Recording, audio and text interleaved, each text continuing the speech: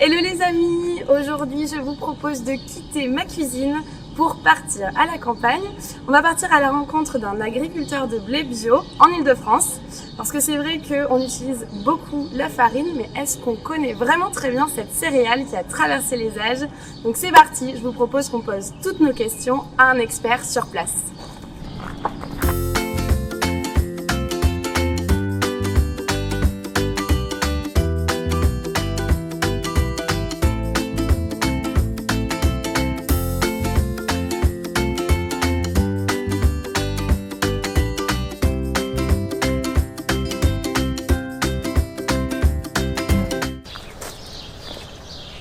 Bonjour Monsieur Vignon. On fait un check, c'est de Rivière. Merci beaucoup de m'accueillir.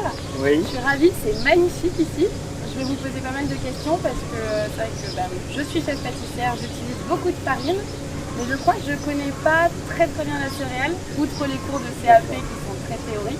Bienvenue à la ferme des Beuveries. Donc, on fait de l'agriculture bio depuis plus de 20 ans. Et donc on est content de vous fournir le blé qui va vous servir pour la farine et de vous montrer les cultures. Ah oui, avec grand plaisir, voilà. Avec grand plaisir. Vous êtes né dans un champ de blé ou pas du tout? Oui, moi je suis originaire ici, ça fait 3 générations qu'on cultive ici sur cette ferme. D'accord. Et donc on cultive du blé et puis bien sûr en bio on cultive 7 autres cultures. On ne fait pas que du blé et on a également des poules pondeuses qu'on nourrit avec nos pains. Mais on a quasiment tout pour faire des gâteaux alors. Oui, voilà, on a les œufs et la farine. C'est génial. Vous avez quoi d'autre comme céréales alors? Alors on cultive du seigle, de l'épeautre, du maïs, il faut aussi cultiver des légumineuses, donc on cultive des lentilles, on a 20 hectares de lentilles, on a également de la luzerne et de la févrole. D'accord. Et puis aussi des cultures pour la biodiversité, on fait des mélanges avec du sarrasin, mais qui sont surtout pour les abeilles. Alors j'ai cru entendre qu'on était quand même sur un terrain historique. Oui. Alors donc ici c'est une ferme qui s'appelle les Beuveries parce qu'elle fournissait du beurre pour la cour de Marly et de Versailles. Et on dit même que Louis XIV en venant sur la route royale là, qui l'a fait construire, il aurait eu un incident de carrosse et il a dû dormir ici dans les vieux bâtiments. Ah, génial. Très belle histoire. Bon bah on va dans les champs alors, c'est parti. Voilà, on va y aller. Super.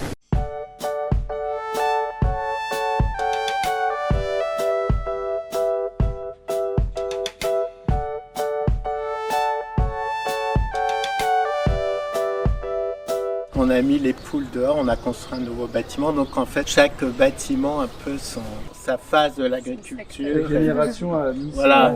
Alors après, il faut entretenir parce que chaque génération construit, mais après, il faut...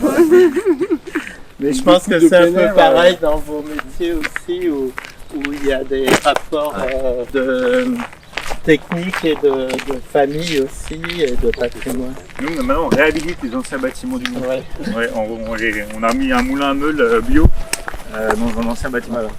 Donc ici on a 3000 poules qui sortent, vous voyez, elles ont mangé toute l'herbe parce qu'on n'a pas eu beaucoup d'herbe cette année. Ah ouais. Elles sont dehors, elles n'aiment pas trop quand il y a trop de soleil. Et donc là on vient de ramasser les œufs et les clients viennent les chercher, donc ils ont des œufs tout frais. Et on a un petit moulin par contre, mais qui est très sommaire pour fabriquer l'aliment pour nos poules. Ah, génial. Donc on est aussi en agriculture bio, on a besoin des fientes de poules pour fertiliser notre blé et surtout ce qu'on fait après le blé, parce que le blé il laisse pas beaucoup d'azote derrière. Et puis la problématique, surtout en bio, c'est la gestion de l'azote et des adventifs. Là, c'est des cultures de plantes aromatiques. En fait, on a une de nos filles qui revient sur la ferme. On a 4 filles en tout, et on en a 2 qui travaillent sur la ferme, donc on a beaucoup de chance. Donc la rosée du matin. Je peux venir? C'est un peu mouillé. C'est pas grave.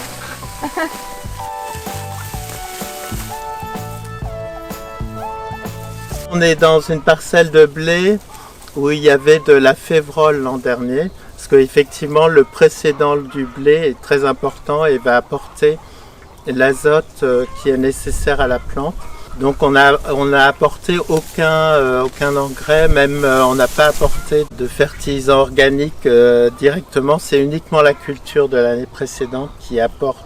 Et vous voyez, on a un blé qui est très vert, ça veut dire que en fait l'activité du sol et donc des micro-organismes du sol et l'activité chimique du sol est suffisante pour fournir l'azote qui est nécessaire au développement du blé et aussi à la teneur en protéines des grains qui sont un facteur important pour la panification. Donc là, vous en parlerez avec les experts.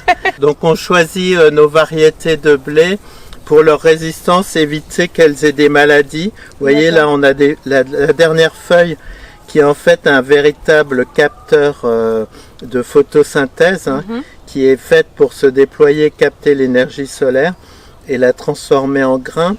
Donc il faut que ce capteur soit en très bon état et il n'ait pas d'attaque de champignons. Donc là on peut voir, il y a très peu de maladies. Et ça c'est essentiellement dû à la variété, au choix des variétés. Donc là on cultive des variétés disons classiques et on a plusieurs, là dans ce champ-là il y a 4 variétés qui sont comparées pour accroître la résistance aux différentes maladies. Donc c'est pour ça que les épis vous sont un peu différents parce que vous avez un mélange de variétés qui sont toutes des variétés panifiables et appréciées par les meuniers. Super, c'est quoi alors comme variété? Alors la base c'est surtout du Renan et on a aussi une variété qui s'appelle Energo. Et ce que je voulais dire également c'est que dans le paysage, le château d'eau, donc c'est symbolique qu'on voit derrière nous, parce que c'est aussi grâce à l'agriculture bio qu'on peut aussi protéger l'eau et éviter des coûts de traitement de l'eau qu'on a effectivement par les herbicides. Donc là on est sur des aires d'alimentation de captage, donc c'est important de faire ce rapprochement. Et donc vous disiez qu'avant de semer du blé cette année, il y avait des févroles avant et ça c'est vraiment le processus en fait en bio qui est important ou ça marche comment en fait? Alors toujours avant de faire du blé, on va cultiver une légumineuse. Donc ça peut être soit de la févrole, soit de la luzerne, soit des lentilles. Et les légumineuses ont cette propriété formidable de s'allier avec des bactéries du sol pour capter l'azote à travers des nodosités. Donc c'est vraiment la magie de la nature qui permet de capter l'azote de l'air. Et donc elle l'utilise bien sûr pour se développer, produire des grains. Mais ensuite elle relaisse à la culture suivante beaucoup d'azote et donc on va nous l'utiliser pour avoir du blé de bonne qualité. C'est génial, les légumineuses sont généreuses du coup. Voilà, tout à fait. Et des fois vous devez laisser en jachère ou ça suffit de faire Alors non, on essaye de... Parce que l'autre difficulté en bio c'est de contrôler les adventices. Vous voyez par exemple là il y a de la veste. Donc on va essayer de cultiver chaque année la terre, on va la labourer aussi, nous on est plutôt les adeptes du labo. Et on va aussi biner, par exemple cette parcelle elle a été binée 2 fois. Le binage, si vous avez fait tous du jardin, c'est tout bête, hein. C'est simplement, il y a une bineuse, donc une machine qui travaille sur 4 mètres, qui va repasser entre les rangs de blé qui sont espacés de 25 cm.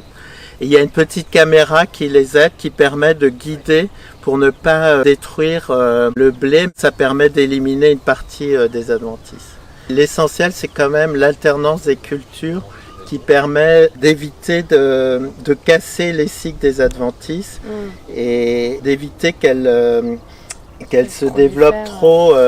Si on faisait par exemple que du blé, on favoriserait toutes les adventices qui ont le même cycle que le blé. D'accord. Le blé, il est semé tardivement pour pas utiliser d'insecticides aussi. On sème fin octobre, début novembre, alors qu'en conventionnel, on va semer beaucoup plus tôt parce qu'on peut utiliser des insecticides. Et on va le récolter au fin juillet. Là, cette année, ce sera plutôt début août.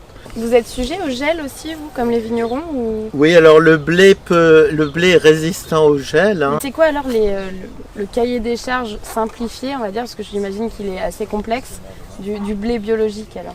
D'abord, nous, on cultive pas que du blé, on l'a dit tout à l'heure, donc c'est une approche globale. Hein. Ouais. Donc c'est quand même des éléments simples on n'utilise pas de produits de synthèse, c'est-à-dire qu'on n'utilise ni désherbants, ni insecticides, ni engrais chimiques. Donc ça c'est la base. Ouais. Mais autour de ça, effectivement, notre credo, c'est vraiment d'entretenir la fertilité du sol et d'éviter le développement aussi des adventices de la concurrence. Donc après, chaque agriculteur bio, dans son terroir, en fonction de son sol, ici on a des terres limoneux-argileuses qui sont des bonnes terres pour le blé, légèrement humides, va adapter sa conduite de culture à son terroir. On est vraiment lié à notre sol. Et alors ils sont verts jusqu'à quand là? Ils vont commencer, donc si on voit le tissu racinaire, mais les racines elles peuvent descendre à plusieurs mètres. Hein. Ah ouais. Donc c'est important, vous voyez, à partir d'un grain de blé, vous pouvez, c'est magique. Excellent. On peut avoir, c'est pour ça que les agriculteurs peuvent vivre. À partir d'un grain de blé, on peut avoir 5 brins ou 6 brins, vous voyez. Donc ça c'est une seule graine. Waouh, incroyable. Une seule semence. Voilà. Et qui va donner qui va donner 5 épis qui vont se développer en fonction de la disponibilité en azote notamment et de disponibilité en eau. Il y a besoin de beaucoup d'eau durant l'hiver. Ouais. Et là ils vont bientôt être en floraison. Oui. Alors les fleurs de blé, c'est pas des fleurs qui sont très visibles, mais on va avoir des étamines qui vont sortir. D'accord. Vous avez aussi des blés qui ont de la barbe et d'autres qui sont sans barbe, mais c'est aussi du blé. Donc il y a des hommes et des femmes dans ce champ. Très bien. Ah oui, c'est vrai que là on voit, lui il n'en a pas par exemple. Oui, voilà, et celui-là on a. C'est rigolo. Ouais. C'est beau cette diversité. Donc ça c'est suivant les variétés, puisqu'on a des variétés différentes. D'accord, génial. Ouais, c'est magnifique.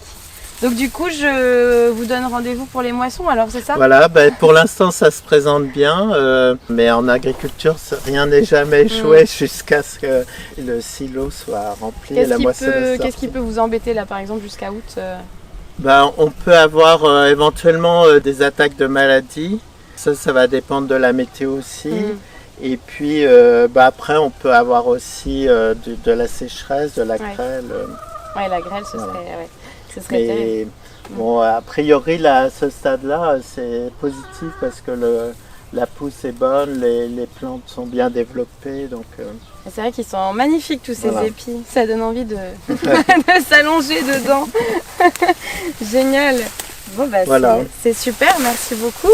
Je vous en prie. Merci beaucoup de nous avoir emmenés dans ces champs magnifiques. Voilà, ça y est, j'ai pu réaliser mon rêve de me perdre dans un champ de blé.